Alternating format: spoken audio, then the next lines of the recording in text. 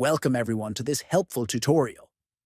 If you're using the Ecosia browser on your Android phone and want to stop it from saving and filling your address information, you're in the right place. In this video, I'll show you step by step how to disable that setting quickly and easily. First, open the Ecosia browser on your Android phone. Next, tap the three dots located in the top right corner of the screen. Then, from the drop-down menu, select Settings. In the Settings menu, scroll down and tap on Addresses and More. Now you'll see an option that says Save and Fill Addresses. Simply toggle it off to disable automatic address saving and filling. That's it.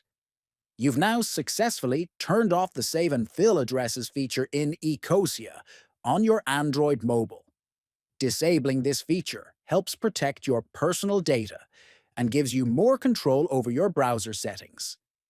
Thanks for watching, and don't forget to check out our other browser tips and tricks.